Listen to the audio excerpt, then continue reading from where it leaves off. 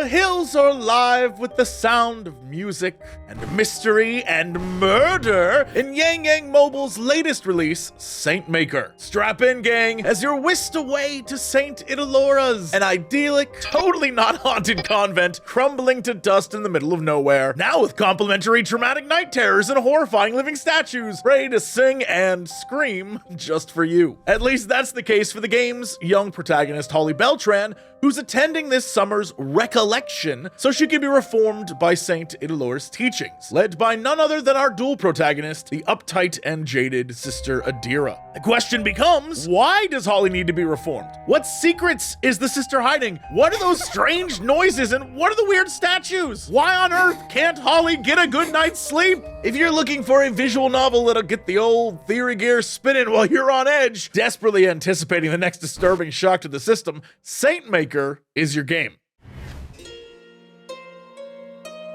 Similar to Yangyang's previous foray into the world of horror visual novels, The Letter, this game's true focus isn't the scares, but the characters and their trauma, relying heavily on inner monologues and backstory rather than choosing specific actions for characters like Holly and Idelora to take. The game asks you to decide the attitude or approach the character would take instead. Will you tell the truth and potentially start a fight, or will you keep your head down and avoid conflict? Perhaps if you remain agreeable, you'll find more clues about the convent's sordid history. But on the other hand, maybe you'll make yourself more susceptible to its horrors, as you've only ostracized yourself further in the eyes of the other characters. That makes you either a liar or a coward.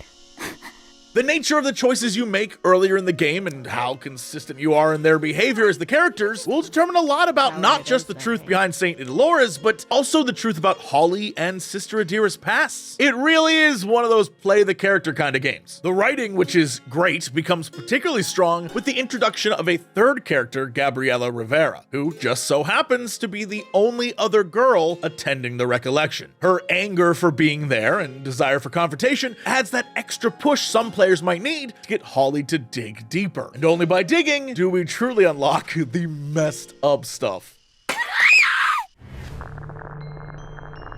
The supernatural horror of warped demonic choral singing, knocking on doors and windows that I swear if you're wearing headphones, you will think is in the room with you. Wet bunks hitting an unseen floor, a desperate woman's obsession with patching every crack to preserve perfection, a bloody, giggling child, and just for good measure, living statues that may or may not be filled with beating hearts trying to get you to kumbaya around a ceramic statue with a flesh face. All of which serve to set the tone by shocking and priming you for the weighty stories of these young and not so young women coming to terms with their lives, looking beyond the cursed convent walls. And all that, of course, is just to say, I really like this game. The attention to detail when it comes to the characters and the background art, the animated cutscenes and the immersive sound design, which is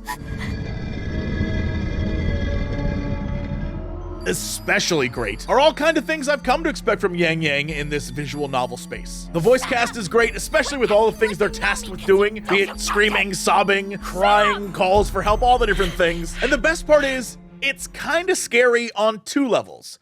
I'm not sure how best to explain this, but as a person who knows nothing of Catholicism, and again, every time I see recollection in this game, it seems ominous and evil, but maybe that's just like a Catholicism thing, I don't know. But my friends who are Catholic who have played this game tell me there is an entire other level of creepy going on here. Apparently, if you're familiar with the Catholic world, there are tons of Easter eggs to be found, no pun intended, that really add to the game's experience. Whether it's clocking the ostentatious halo Mother Idelora wears to look like Catholic saints depicted in art, or recognizing some of the who's who of real-life saints referenced within the game. The details really add some dimension to the suspense and dread as you try to parse what exactly is going on in the convent.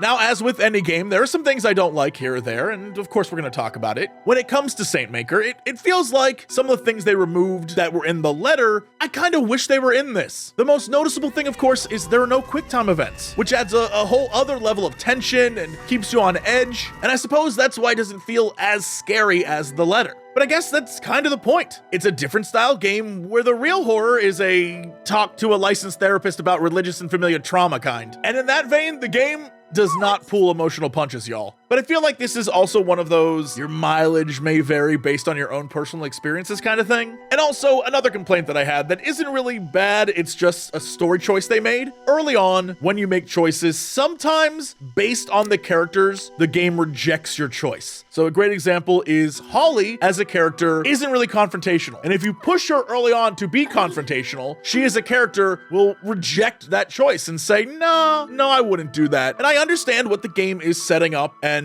revealing about her as a character to you, and the choices that eventually, when you push her to the limits of who she is, make a lot more sense. It does beg the question, why even have the choice? But like I said, by not including that stuff, it then makes your character's growth all that more interesting and important. Obviously, I'm trying not to spoil stuff here. I want you to play it. I want you to see it for yourself. It's an experience that might be one you expect, but trust me, it is not. It's a chilling, religious, psychological, horror visual novel that honestly made me a little bit more creeped out by statues being in places they shouldn't be. If you're curious about the game, check it out yourself. Go pick it up. But if you want a little taste, Dodger and I have been playing it over on Cox Clips, so go give it a watch. But that is it for me. Thank you all so much, and I'll see you next time for another review.